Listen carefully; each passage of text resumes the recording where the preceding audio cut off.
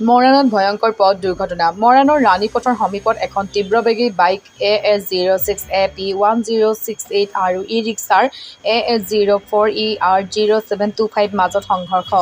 এই দুৰ্ঘটনাত ই-ৰিক্সাত বহি থকা আৰোহীৰ লগতে বাইকত অহা দুজন যুৱক গুৰুতৰভাৱে আহত হৈছে। আহতসকলক ততাতৈয়াকৈ স্থানীয় চিকিৎসালয়ত ভৰ্তি কৰোৱা হৈছে।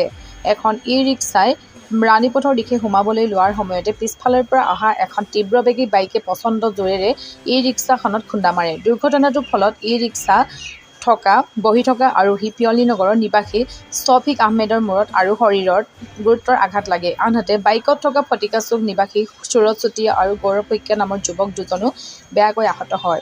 দুৰ্ঘটনাৰ পিছতে স্থানীয় ৰাইজে আহত আটাইকেইজনক উদ্ধাৰ কৰি চিকিৎসাৰ ব্যৱস্থা কৰে।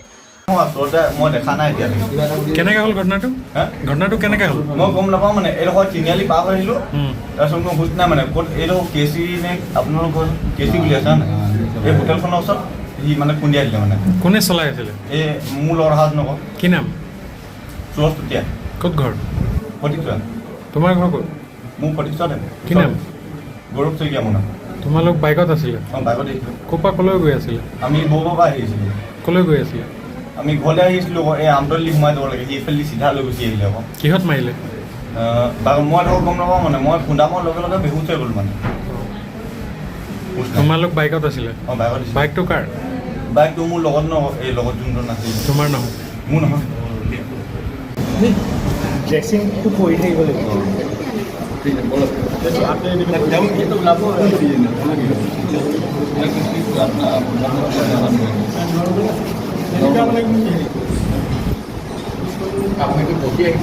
কৰি আহিছোঁ এটাত আছিলোঁ মানে কেনেকৈ ঘটনাটো কি হ'ল?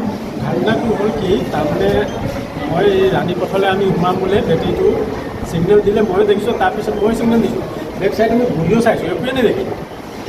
ক'ৰ পৰা কিমান স্পীডত আহি পেলাই মাৰিলে যে একদম বডি ভাঙি কিনি মোৰ ইয়াত পৰিছিলে। আৰু তাৰ পৰা সেই ল'ৰাটো একদম বেহুচ কৰি থাকিলোঁ। মই আগতে গমেই নাই মই ইয়াত মাৰিব পিছতহে মানে ইয়াত যেতিয়া তেজলাল তেতিয়া দেখিছোঁ এইটো ধৰিলোঁ হাতে এই চাহবিলাক ইয়াতে আছে গোটেই তেজ। তাৰপৰা মই ধৰি পেলাই নামিছোঁ যে এইকেইটাও পৰি গৈছে নাই, চাইছোঁ কিন্তু একদম বেল্টি খাই পানী খাই গোটেই একদম পানী। কি নাম আপোনাৰ? মোৰ নাম শ্বফিক আহমেদ। ক'ত ঘৰ? পিয়লিনগৰ।